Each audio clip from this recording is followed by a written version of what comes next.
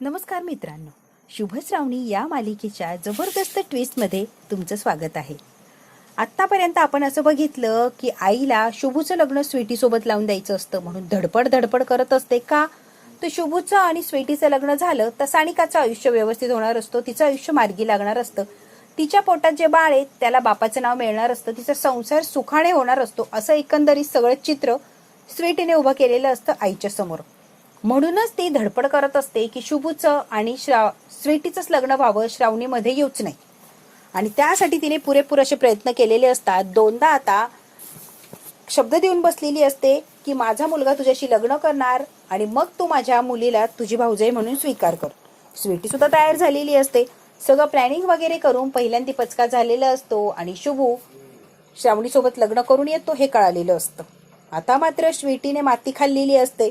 ती तनतन करते आणि तिथून निघून जाते.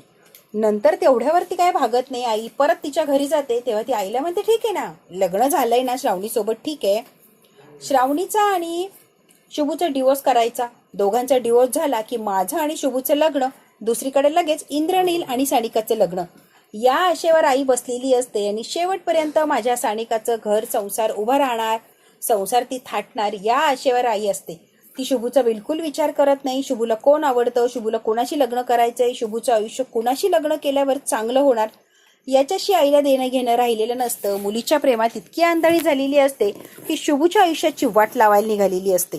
का तर फक्त सानिकाच्या पोटात जे बाळ आहे त्याला बापाचं नाव मिळावं यासाठी. सानिकाने खाल्लेली असते माती, पण भोगायला लागत असतं शुभूला. आई म्हणत असते की काहीही झालं तरी माझ्या सानिकाचं आणि इंद्रनीलचं लग्न लावायचंय, त्यामुळे शुभू मी जसं म्हणेल तसं ऐकायचं. आणि शुभू काय ऐकायला तयार नसतो. शेवटी आता श्रावणी शुभूची बायको बनून घरी आलेली असते. आणि ती आता घरी आली आहे म्हटल्यावर ती घरात येणार यात काही शंकाच नाही.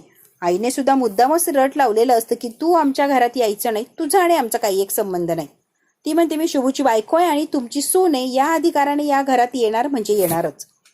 आता मात्र आईच्या पुढे दुविधा मनस्थिती निर्माण होते की मी कसं घेणार नाही, घ्यावं तर लागणारच. आई म्हणते मी तुला काही अटी घालतीये, त्या अटी मान्य करायच्या, आणि अटी जर मान्य असेल तर खुशाल ये की सून बन आणि राहा इथे शुभूची बायको म्हणून. श्रावणी सुद्धा काही कमी नसते. श्रावणी म्हणते ठीक आहे ना, ज्या काही अटी घालायच्या आहेत त्या अटी घाला, पण मला तुमची सून म्हणून स्वीकारा आणि या घरात येऊ द्या, कारण मला दुसरीकडे कुठेच जागा नाहीये. आईने जबरदस्तीने मजबुरीने श्रावणीला घरात घेतलेलं असतं. आता आईने श्रावणीला घरात घेतलंय, शुभूला घरात घेतलंय म्हणजे ती सहजासहजी जगू देईल असा अर्थ होतच नाही.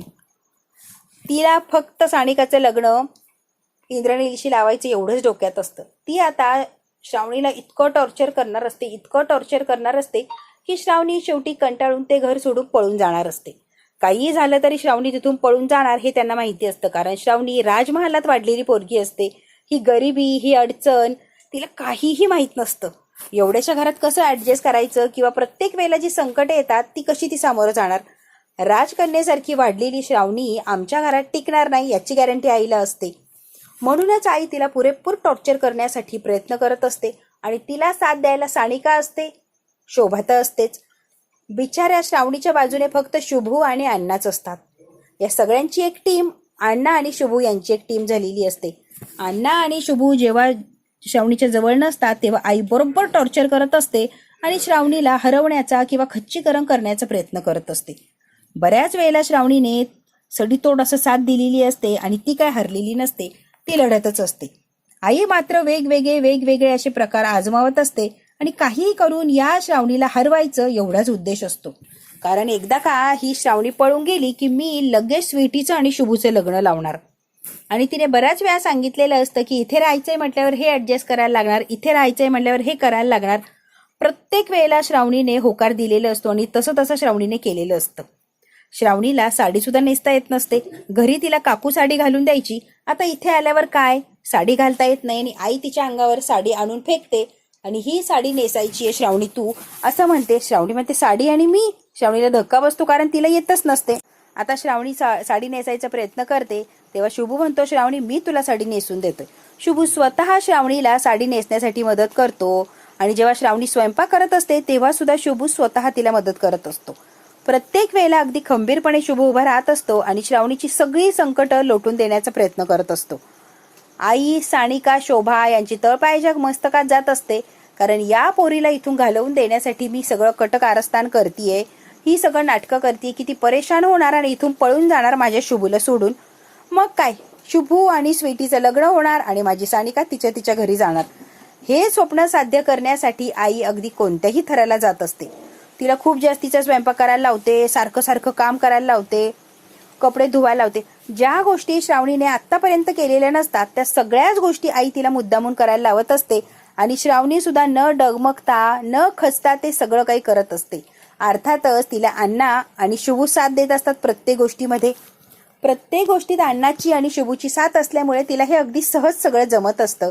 कधी चिडली हरली तर शुभू तिचं प्रोत्साहन वाढत असतो आणि ती बरोबर तयार होऊन दुसऱ्या दिवशी कामाला लागत असते. छान असं त्यांचं रुटीन बसलेलं असतं. पण आईचा राग काही कमी होत नसतो, कारण आईला फक्त सानिका डोळ्यासमोर दिसत असते. तिच्या पोटातलं बाळ आहे ते वाढताना दिसत असतं. हे बाळ पोट जर वाढलं तर लोक समाजात आपल्याला स्वीकारणार नाही किंवा घराच्या बाहेरच निघू देणार नाही, याची भीती आईला वाटत असते. म्हणून अगदी पिसाळल्यासारखी ही आई वागत असते आणि बिचाऱ्या श्रावणीला काहीही टॉर्चर करत ती आता सुटलेली असते. अजिबात तिच्या वागण्या बोलल्याला तारतम्यच राहिलेलं नसतं. आता स्वीटी आलेली असते शुभूचा आणि श्रावणीचा गुणी सुखी संसार बघण्यासाठी. खरं तर ती सुखी संसार बघायला नाही तर आगीत तेल ओतायला आलेली असते. पण श्रावणीला सुद्धा माहिती असतं की स्वीटी कोणत्या टाईपची पोरगी आहे किंवा ती काय लायकी आहे तिची. स्वीटी आली आहे म्हणल्यावर तिला आनंद तर नक्कीच झाला नाहीये. आमचा संसार मला आणि शुभूला एकत्र बघून तिचा जळफळाट होणार यात काही शंकाच नाही. त्यामुळे श्रावणी सुद्धा अगदी कंबर कसून तयार असते या स्वीटीच्या प्रत्येक उत्तराला सामोरं जायचं. ती काय जे बोलेन त्याला उत्तराला उत्तर द्यायचं आणि तिचंच दात तिच्या घशात घालायची. बरोबर श्रावणी तसं आणि अगदी तसंच करत असते. स्वीटी काही बोलली तर त्याला उत्तर देत नसते. आणि हो, शुभू फक्त शुभू नाही, आता माझा नवरा आहे आणि माझ्या नवऱ्याची एवढी सलगी करायची नाही, त्याच्या जवळ यायचं नाही. आणि आता तर त्याच्याशी नाही बोललीस तरी चालेल, कारण तो कोणाचा तरी नवरा आहे आणि एवढे मॅनर्स तुला नक्कीच असतील स्वीटी की कोणाच्या नवऱ्याशी परमिशन शिवाय बोलायचं नाही.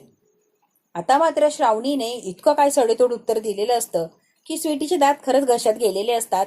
शुभू नाही राहिलाय तर शुभू श्रावणीचा नवरा आहे. त्यामुळे आता त्याच्याशी बोलताना जरा विचार करायचा, वागताना विचार करायचा. पहिल्यासारखं कधीही तोंड वर करून आमच्या घरात यायचं नाही हा. आता स्वीटीला श्रावणी बोललेली असते आणि तिची लायकी दाखवलेली असते. आता श्रावणी जेव्हा स्वीटीला बोलते तेव्हा स्वीटी म्हटलेली असते, विसरू नकोस श्रावणी, तुझी नणंद इथेच आहे, ती पोटोशी आहे आणि तिला जर मी घेऊन गेले नाही तर आयुष्यभर तुला इथे तिला सडवत ठेवायला लागणार. तेव्हा श्रावणी म्हणते, स्वीटी ह्या पोकळ धमक्या देऊ नको.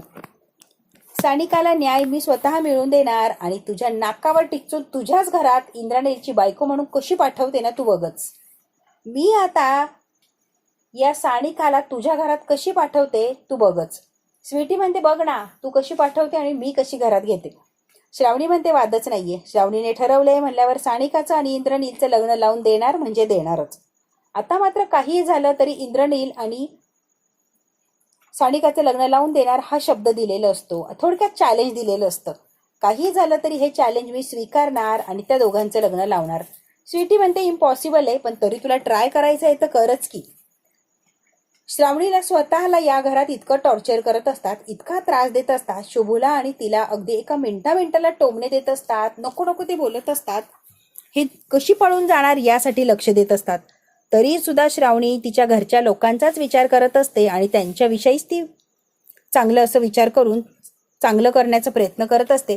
काही झालं तरी सानिकाचा संसार मोडू द्यायचा नाहीये. तिचं आणि इंद्रनीलचं लग्न लावून द्यायचं आणि तिच्या पोटातल्या बाळाला इंद्रनीलचं नाव द्यायचं.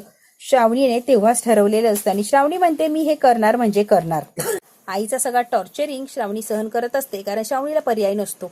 शुभूलाही सोडायचं नसतं आणि घर सोडून गेली तर कुठे राहणार असते. साहेबांनी तर घराचे दरवाजे बंद केलेत. आई जो काही त्रास देतीये, टॉर्चर करतीये, तो सगळा बिचारी श्रावणी मुकाट्याने सहन करत असते. तिची मजबुरी म्हणा किंवा काही, ती सगळे सहन करणार असते आणि सुखाने संसार करून दाखवणारच असते. एक दिवस तरी आईला माझी काळजी येणार, क्यू येणार आणि त्याप्रमाणे माझा स्वीकार करतील यात काही शंकाच नाही. शुभू आणि श्रावणी जेव्हा वेळ मिळेल तेव्हा छान अशा गप्पा गोष्टी करण्याचा प्रयत्न करत असतात. एकत्र वेळ घालवण्याचा प्रयत्न करत असतात. कारण एका रूम मध्ये एवढी सारी लोक राहत असतात की यांचं नवीन लग्न झालंय याचं भान कुणाला राहिलेलंच नसतं. त्यांना कुणी वेळही देत नसतं किंवा त्यांना एकत्र घालवण्यासाठी असा वेळ मिळतच नसतो. तरी सुद्धा श्रावणी अजिबात कशालाही तक्रार वगैरे करत नाही आणि फक्त आईचं टॉर्चर सहन करत असते. कारण तिला शुभूजवळच राहायचं असतं, काही केल्या शुभूची साथ सोडायची नसते आणि सानिकाचा सुद्धा संसार उभा करून द्यायचा असतो. बघू आता श्रावणी अशी काय आयडिया लढवणार की ती शुभूची बायको म्हणून सुद्धा इथे मिरवणार अगदी हक्काने आणि सानिकाला सुद्धा इंद्रनीलची बायको म्हणून तिच्या घरी परत पाठवणार. आता श्रावणी या घरात आली आहे म्हणजे हे घर सगळं व्यवस्थित आणि सुरळीत असं लावणार, यात काही शंकाच नाही. जरी संकट आले तरी संकटाला सामोरं जाणार आणि सगळ्या याच्यावर मात करून शुभूची बायको अगदी तोऱ्यात ती मिरवणारच. बघू हे कसं आणि काय सगळं ऍडजस्ट करते. हे जर बघायचं असेल ना मित्रांनो, तर आपल्याला बघायला लागणार आहे पुढचा भाग. हा भाग इथेच संपतोय. व्हिडिओ आवडल्यास लाईक, शेअर, सबस्क्राईब नक्की करा. धन्यवाद मित्रांनो.